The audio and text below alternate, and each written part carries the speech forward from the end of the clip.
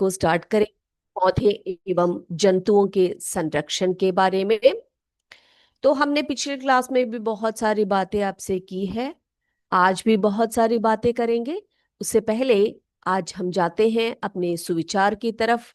आज के सुविचार के साथ आज की कक्षा को हम स्टार्ट करेंगे। तो आज का सुविचार क्या है? आज का सुविचार है, दुनिया की सुंदरता को देखना मन को शुद्ध करने का पहला कदम होता है।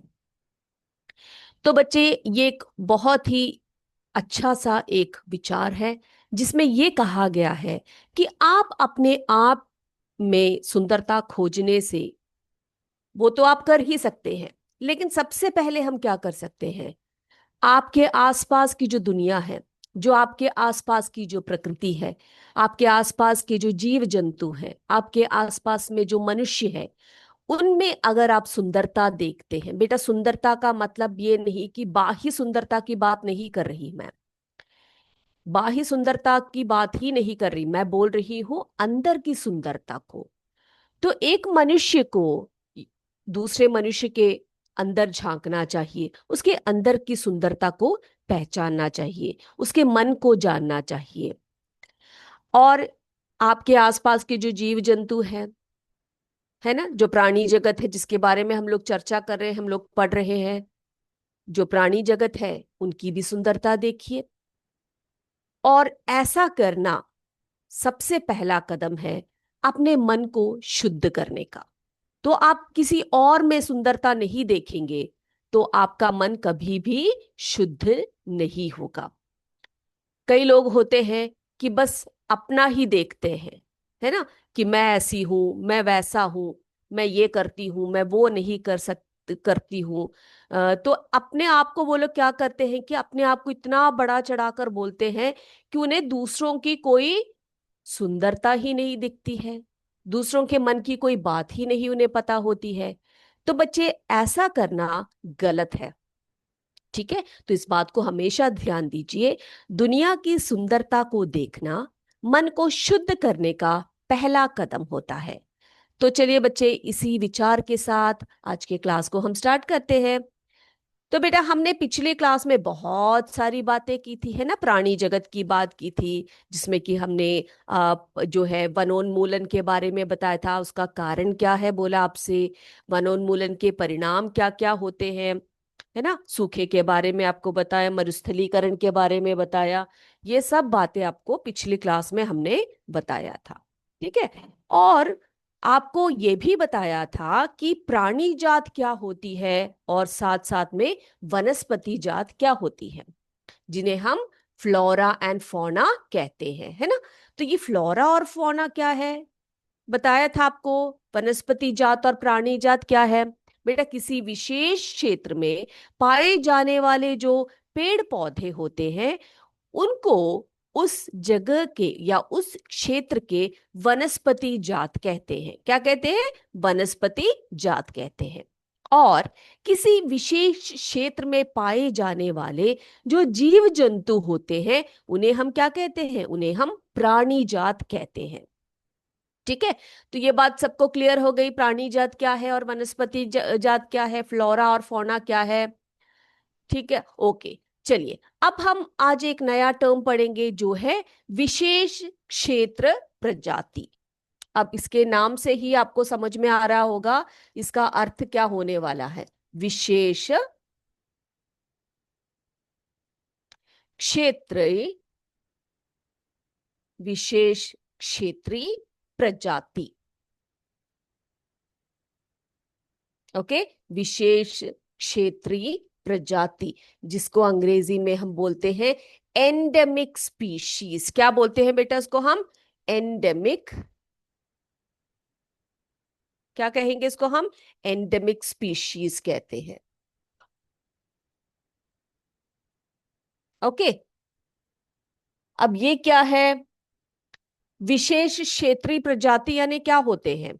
जो यानी कि एक विशेष क्षेत्र में ही प्राप्त होते हैं, जहां पर ऐसे जगह जहां पर कुछ विशेष प्राणी होते हैं या विशेष प्रजातियां होती है पेड़ों के, पेड़ पौधों के या जीव जंतुओं के, जो उस पर्टिकुलर एरिया में ही आप क्या कर सकते हो बेटा, पा सकते हो। ठीक है, तो हम देखते हैं विशेष प्रजातियां क्या क्या होती है, एग्जाम्पल्स के तौर पे भी हम समझेंगे। चलिए बेटा, तो जैसे कि मैंने आपको बताया कि एंडेमिक स्पीशीज या जिन्हें हम कहते हैं स्थानिक प्रजातियां या विशेष क्षेत्रीय प्रजातियां, ये क्या होते हैं। ओके, तो बेटा स्थानिक प्रजातियां वे पौधे या जानवर होते हैं जो विशेष रूप से एक विशिष्ट भौगोलिक क्षेत्र में पाए जाते हैं और कहीं अन्यत्र प्राकृतिक रूप से नहीं पाए जाते हैं। यानी कि उस पर्टिकुलर एरिया के या उस पर्टिकुलर जो स्पेस है, जो जो एरिया है, वहीं पर कुछ ऐसे पेड़ पौधे या कुछ ऐसे जानवर पाए जाते हैं, लेकिन वो दूसरी जगहों पर उनको पाना मुश्किल होता है। ओके, अब ये जो अनूठी विशेषता होती है उन्हें जैव विविधता और पारिस्थितिकी तंत्र के स्वास्थ्य के लिए महत्वपूर्ण बनाती है, क्योंकि वे अक्सर अपने आवासों में विशिष्ट भूमिका निभाते हैं। तो बेटा, वो लोग वहां पर क्यों रहते हैं, उसी एक एरिया में या उसी एक क्षेत्र में क्यों रहते, उसका कारण क्या है? क्योंकि उनके शरीर की जो या उनका जो जितने भी उनकी जो उनके स्वास्थ्य के लिए जो चीजें होती है, वो उस परिस्थिति में ही उनको मिलती है कि नहीं? यानी कि जैसे कि आपने कहा, हम बोलते हैं ना एडेप्टेशन बोलते हैं। क्या है एडेप्टेशन? कि कुछ ऐसे जीव जंतु जो एक पर्टिकुलर एनवायरनमेंट में ही जी सकते हैं, यानी कि कुछ ऐसी विशेषताएं उस एनवायरनमेंट में होती हैं जो उन्हें जीने में सहायक होती है। जैसे कि हमने बहुत बचपन में ही पढ़ते आ रहे हैं कि जो क्या बोलते हैं, कैमल्स होते हैं और जो कैक्टस प्लांट्स होते हैं, वो हम कहाँ देख सकते हैं बेटा? मरुस्थल में देख सकते हैं, है कि नहीं? क्योंकि उनके जीवन के लिए वहां का जो वो अनुकूल है, इसी कारण से। ठीक है, अब देखो यहां पर कुछ एग्जाम्पल्स भी आपको दिए गए हैं। विशाल गिलहरी, देखो यहां पर विशाल गिलहरी का चित्र मैंने रखा रखा हुआ है।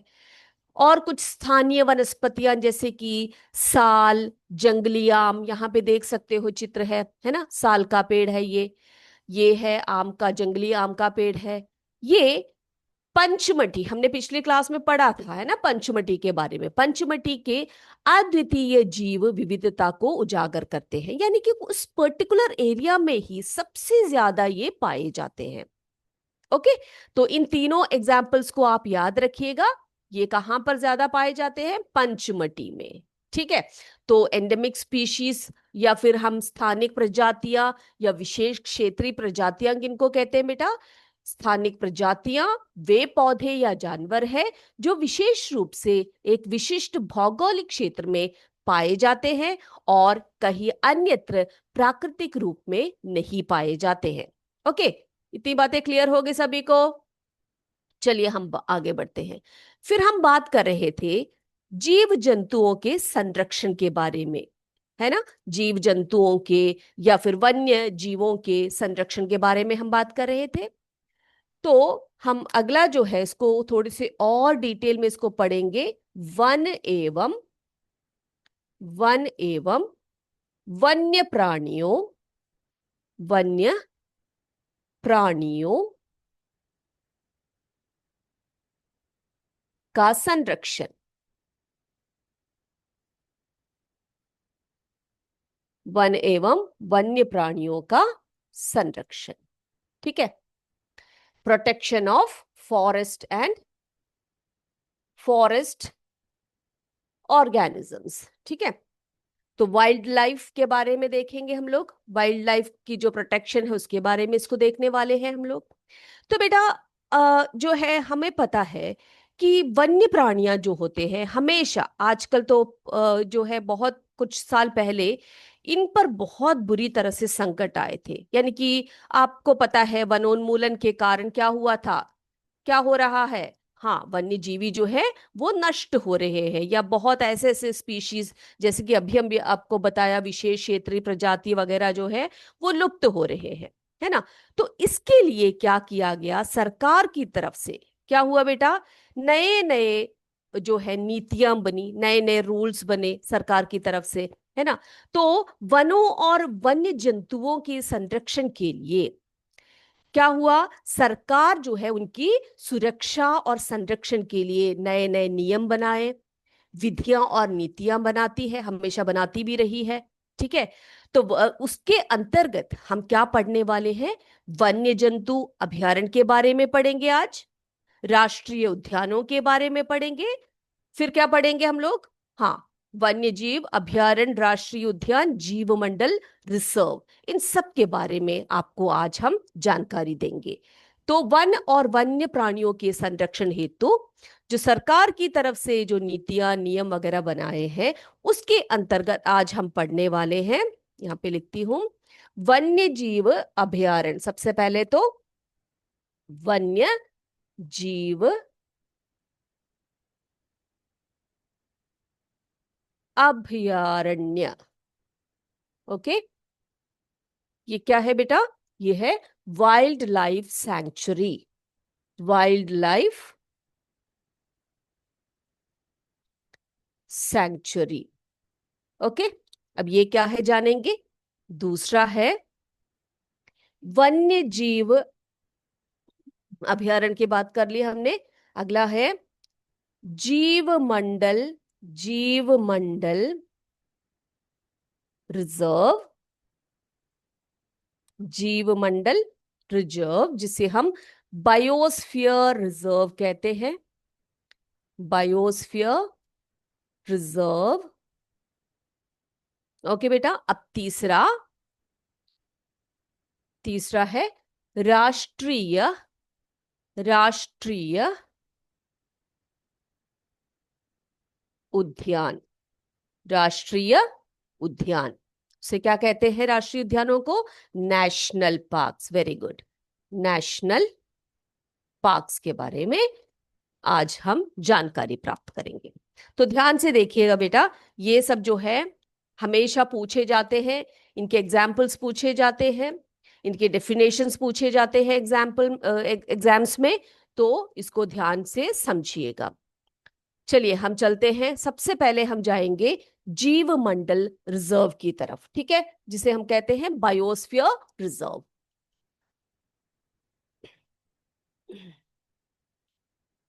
ओके बेटा, तो भारत में बहुत सारे जीव मंडल रिजर्व्स है, जिसके कारण बहुत सारे वन और उसमें पाए जाने वाले जीव जंतुओं को क्या किया जाता है बेटा, सुरक्षा प्रदान की जाती है। उनको अपने जो, उनका जो अपना जो क्षेत्र है, यानी कि जो जीव जंतु होते हैं, उनको वहीं पर जो है आरक्षित किया जाता है। ठीक है, तो देखते हैं इसकी विशेषताएं क्या है, इसके फीचर्स क्या है।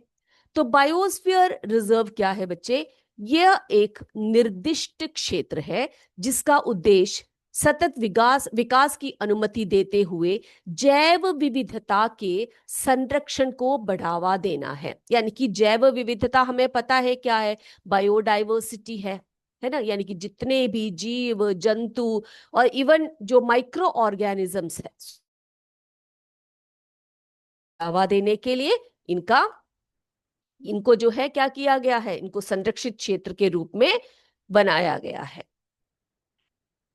अब बच्चे, इन रिजर्वों को अनेक अद्वितीय पारिस्थितिक तंत्रों के लिए जाना जाता है, जिसमें अक्सर वनों, आर्द्र भूमि और घास के मैदानों सहित विभिन्न प्रकार के आवास जो है शामिल है। तो अगर हमसे पूछे बायोस्फीयर रिजर्व या जीव मंडल रिजर्व के बारे में, तो ये एक बहुत बड़ा इलाका होता है, बहुत बड़ा एरिया होता है, और इस क्षेत्र में खासकर वन होते हैं, आर्द्र भूमि होती है, घास के मैदान होते हैं। तो इन सभी प्रकार के जो आवास होते हैं, ये इसमें शामिल होते हैं। अब देखो, जैव मंडल रिजर्व का प्राथमिक लक्ष्य स्थानीय समुदायों की आवश्यकताओं के साथ पारिस्थितिक संरक्षण को संतुलित करता है। देखो, बहुत सारी बातें इसमें आती है। देखो, यहाँ पर स्थानीय, जो स्थानीय समुदाय होते हैं, उनकी आवश्यकताओं का भी ध्यान दिया जाता है यहाँ पर, और साथ साथ में पारिस्थितिक संरक्षण को भी क्या किया जाता है, उसकी आवश्यकताओं को भी पूरा किया जाता है। तो ये एक संतुलित रूप में चलता है। अब बच्चे, यहां पर जो ध्यान देना है उसमें यह है कि इसके तीन क्षेत्र होते हैं। जो बायोस्फीयर रिजर्व होते हैं, ये बहुत बड़ा इलाका है, मैंने आपसे कहा। यहाँ पर तीन क्षेत्र होते हैं, जिसमें कि पहला है कोर क्षेत्र। क्या है? कोर क्षेत्र कहा जाता है। ये क्या है?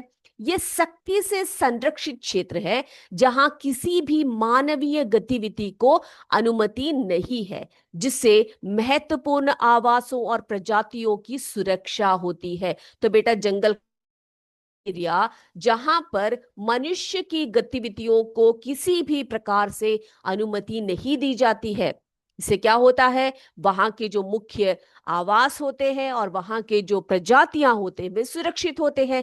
तो उसको ध्यान रखिए, कौन सा क्षेत्र होता है? वो कोर क्षेत्र होता है। ठीक है। अब अगले क्षेत्र की बात करते हैं, जिसमें हम बात करेंगे बफर जोन की। अब ये बफर जोन क्या है? बफर जोन जो है, मुख्य क्षेत्रों के आसपास स्थित ये जो क्षेत्र होते हैं, सीमित, देखो बच्चे यहां पर अंडरलाइन कर लीजिए, सीमित मानवीय गतिविधियों की अनुमति देते हैं, जो संरक्षण के अनुकूल है, जिसे अनुसंधान और शिक्षा वगैरह के लिए, अगर हम लोग रिसर्च वगैरह के लिए जब जाते हैं, उसमें हम लोग क्या कर सकते हैं? वहां जाकर हम लोग वहां पर क्या कर सकते हैं? उनके बारे में रिसर्च कर सकते हैं, जीव जंतुओं के बारे में, वहां की जो एंडेमिक स्पीशीज है, विशेष क्षेत्रीय प्रजातियां हैं, उन सब के बारे में हम लोग शिक्षा ले सकते हैं। तो उन सब के लिए क्या होता है बेटा? अनुमति होती है, लेकिन किसी और तरह की अनुमति वहां पर नहीं होती। उस जोन को हम कहते हैं बफर जोन। ठीक है। तो वहां पर क्या होता है? सीमित मानवीय गतिविधियां जो होती है उसकी अनुमति होती है, जैसे कि अनुसंधान और शिक्षा के लिए हम लोग वहां पे जा सकते हैं। ओके, और कुछ नहीं। अब देखो, एक और जोन है जिसे हम कहते हैं संक्रमण क्षेत्र। क्या कहते हैं? संक्रमण क्षेत्र कहते हैं। और ये ऐसे क्षेत्र हैं जहां सतत विकास प्रथाओं को प्रोत्साहित किया जाता है, जिससे समुदायों को कृषि करना। देखो बेटा, हर जंगल वगैरह के आसपास कुछ समुदाय रहते हैं, है ना, कुछ ट्राइब्स रहते हैं। तो वहां पर क्या कर सकते हैं वो लोग? क्या कर सकते हैं वे? अपने प्रथाओं को, अपने जो है उनके जो रीतियां हैं, उन सबको वो लोग क्या कर सकते हैं? वो फॉलो कर सकते हैं। अब जैसे कि उन कृषि कर सकते हैं कुछ एरियाज में वे, जिससे समुदायों को कृषि, पर्यटन, टूरिस्ट जाते हैं ना, हम लोग जंगल में, हम लोग बोलते हैं ना कि हम लोग वहां गए, नेशनल पार्क्स घूमने गए, या बायोस्फीयर रिजर्व्स वगैरह में घूमने गए। तो कुछ ऐसे एरियाज होते हैं जहां पर मानव को क्या किया जाता है? हाँ, परमिटेड होता है, मनुष्य को परमिशन दिया जाता है कि आप जाइए, वहां पर आप कुछ एरिया में कृषि कर सकते हैं, कुछ एरिया में पर्यटन वगैरह, टूरिज्म कर सकते हैं, और अन्य गतिविधियां भी वहां पर उसकी भी जो है अनुमति दी जाती है। जैसे कि वहां के आसपास के जो लोग होते हैं, उनकी आजीविका, यानी कि जो उनका जो इनकम होता है उन्हीं क्षेत्रों से जुड़ा होता है। तो वहां पर ऐसा क्षेत्र है संक्रमण क्षेत्र, जहां सतत विकास प्रथाओं को प्रोत्साहित किया जाता है, जिससे समुदायों को कृषि, पर्यटन और अन्य गतिविधियों में संलग्न होने की अनुमति दी जाती है, जो उनकी आजीविका और संरक्षण लक्ष्य दोनों को समर्थन करते हैं। ठीक है। तो तीन क्षेत्रों के बारे में हमने क्या किया? अच्छी तरह से डिटेल हमने प्राप्त कर लिया है ना। अब कुछ बायोस्फीयर रिजर्व के उदाहरण भी आपको बता देते हैं, तो इसको नोट करके रखिए। बायोस्फीयर रिजर्व के उदाहरण क्या क्या है? क्या क्या है बेटा? एक है पंचमढ़ी बायोस्फीयर रिजर्व। ये भारत के बता रही हूं मैं, बाहर के नहीं बता रही। हमारे भारत का एक बायोस्फीयर रिजर्व है पंचमढ़ी बायोस्फीयर रिजर्व। ठीक है। फिर सुंदरबंस, सुंदरबन बायोस्फीयर रिजर्व। तो दो एग्जाम्पल्स आपने देख लिए, है ना, पंचमढ़ी बायोस्फीयर रिजर्व और सुंदरबन बायोस्फीयर रिजर्व, जो दोनों ही भारत में है, और बहुत बड़ा इलाका है ये दोनों। और जहां पर विशेष क्षेत्रीय प्रजातियां हैं, यहां पर तीन जोन्स है। ये तीनों जोन्स कौन कौन से हैं, इनकी विशेषताएं क्या है, उसको अच्छी तरह से आपने पढ़कर रखना है। ओके, चलिए। तो हम क्या करते हैं आज के लिए? हम क्या करेंगे बेटा? बायोस्फीयर रिजर्व की बात कर ली, जीव मंडल रिजर्व की बात कर ली हमने, जिसे हम कहते हैं बायोस्फीयर रिजर्व। अगले क्लास में हम क्या करेंगे? अगले क्लास में हम वन्य जीव अभयारण्य के बारे में पढ़ेंगे, राष्ट्रीय उद्यानों के बारे में भी हम चर्चा करेंगे। ठीक है, तो आपको पता लग गया कि विशेष क्षेत्रीय प्रजातियां या एंडेमिक स्पीशीज क्या होते हैं, ये तो क्लियर है सभी को। फ्लोरा और फौना क्या होते हैं वो भी क्लियर है ना। प्राणी जात और वनस्पति जात है क्या है वो क्लियर है। अब वन और वन्य प्राणियों के संरक्षण हेतु सरकार की तरफ से कुछ कार्य किए जाते हैं, उनमें शामिल है वन्य जीव अभयारण्य, जीव मंडल रिजर्व, राष्ट्रीय उद्यान। ठीक है, तो बाकी दोनों की चर्चा हम अगले क्लास में करेंगे। अब हमारा समय है एमसीक्यू का, तो आपके लिए प्रश्न तैयार है। हम क्या करेंगे, सीधे प्रश्नों की तरफ चलेंगे। चलिए, तो यहां पर आपके प्रश्न है, आप देखिए और आंसर कीजिए। वनोन्मूलन से क्या क्या होता है? पहला प्रश्न है, ऑप्शन ए, पृथ्वी पर ताप वृद्धि, प्रदूषण के स्तर में वृद्धि, ए और बी कोई नहीं। ठीक है, तो आपको बताना है वनोन्मूलन में क्या क्या होता है। अगला प्रश्न है, वनोन्मूलन किसके लिए बड़ा खतरा है? वनोन्मूलन किसके लिए बड़ा खतरा है? पौधे, जीवों के लिए, ए और बी दोनों के लिए, या कोई नहीं, कोई खतरा इससे नहीं होता है। तो दूसरा प्रश्न ध्यान से देखिए, वनोन्मूलन किसके लिए बड़ा खतरा है। अब जाते हैं हम तीसरे प्रश्न की तरफ। तीसरा प्रश्न है, कार्बन डाइऑक्साइड के उपयोग में कमी किस कारण होती है? यानी कि जो हमारे आ, वायुमंडल में जो कार्बन डाइऑक्साइड की मात्रा जो बढ़ती है, तो हम क्या संकेत मान सकते हैं, किसका संकेत मान सकते हैं कि किसकी कमी के कारण कार्बन डाइऑक्साइड की मात्रा जो है वो ज्यादा हो रही है? कम पेड़ पौधे, कम जीवों के कारण, कम जंतुओं के कारण, या उपरोक्त सभी? देखो क्या पूछा, कौन से गैस के बारे में पूछा गया है यहाँ पर? कार्बन डाइऑक्साइड के बारे में पूछा गया है। तो अब ध्यान से क्वेश्चन को पढ़कर आंसर कीजिए। चौथा प्रश्न है, जल चक्र के संतुलन बिगड़ने से क्या होता है? यानी कि वाटर साइकिल जो है उसका अगर बैलेंस बिगड़ जाए तो उससे क्या होता है? वर्षा में कमी, सूखा, ए और बी दोनों, उपरोक्त में से कोई नहीं। जल चक्र के संतुलन बिगड़ने से क्या होता है? वर्षा में कमी, सूखा, ए और बी दोनों, उपरोक्त में से कोई नहीं। आगे चलते हैं। पांचवा प्रश्न है, पौधों को भोजन बनाने के लिए किसकी आवश्यकता होती है? ये तो बहुत ही सिंपल सा सवाल आ गया आपके सामने। Oxygen, carbon dioxide, nitrogen, hydrogen. क्या है प्रश्न? पौधों को भोजन बनाने के लिए किसकी आवश्यकता होती है? अब छठवा देखिए, जैव विविधता का क्या अर्थ है? जैव विविधता का क्या अर्थ है?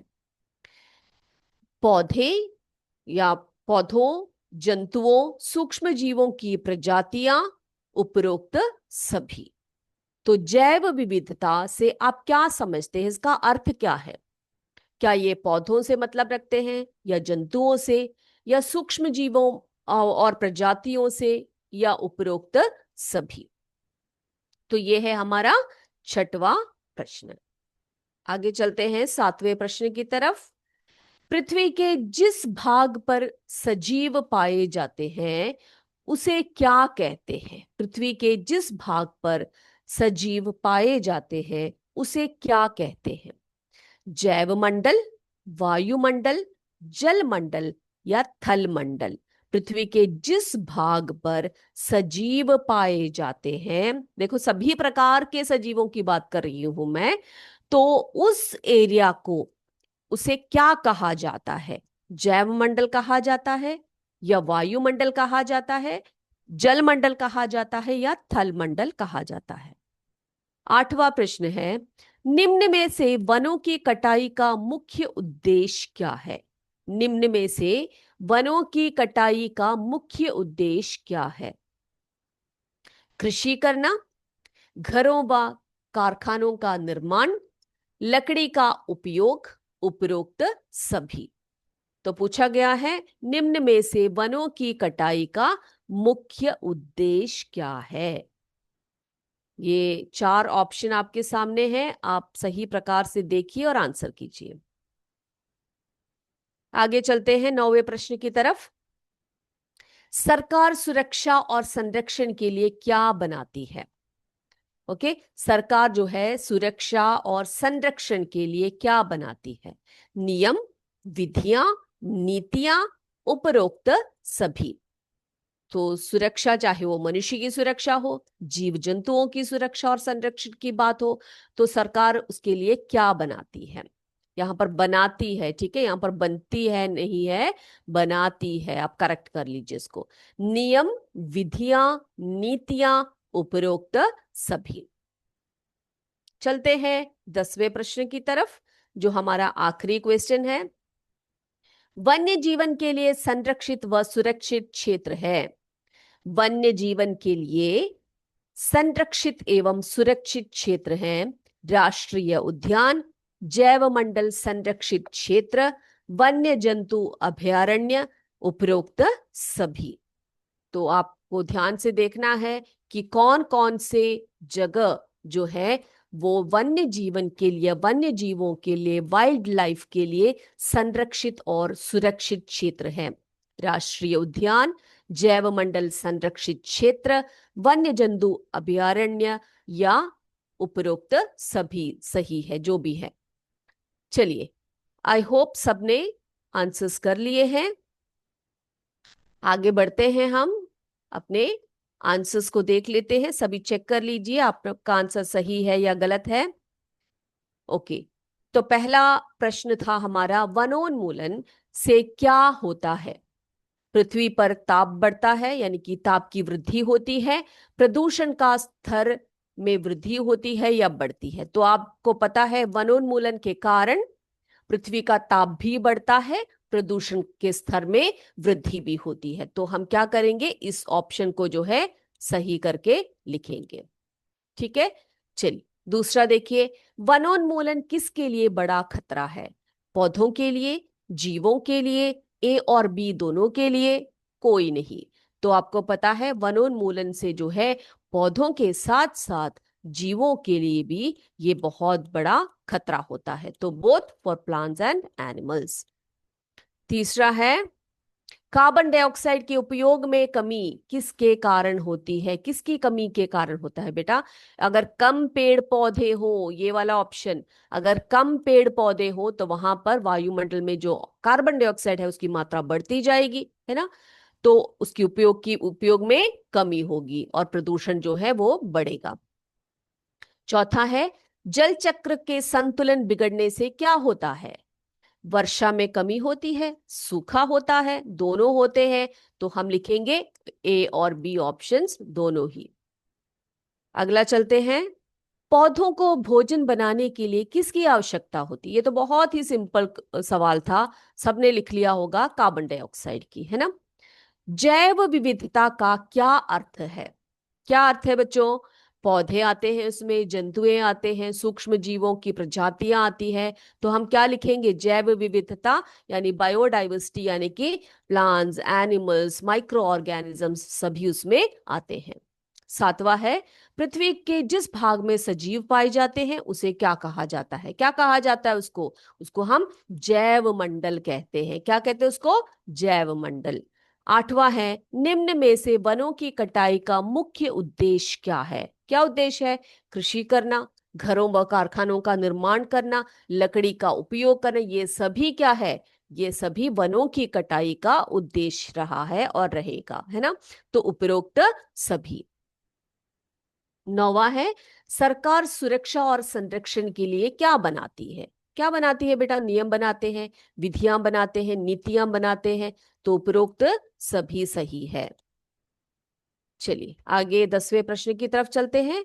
वन्य जीवन के लिए संरक्षित व सुरक्षित क्षेत्र है राष्ट्रीय उद्यान, जैव मंडल संरक्षित क्षेत्र, वन्य जंतु अभयारण्य, उपरोक्त सभी। तो अभी अभी हमने पढ़ा है कि वन्य जीवों की सुरक्षा के लिए, उनको संरक्षण देने के लिए इन सभी पर जो है क्या किया गया है? ये सभी जो है उनके संरक्षित क्षेत्र माने जाते हैं। राष्ट्रीय उद्यान, जैव मंडल संरक्षित क्षेत्र, वन्य जंतु अभयारण्य उपरोक्त सभी। तो हमारा आंसर रहेगा उपरोक्त सभी।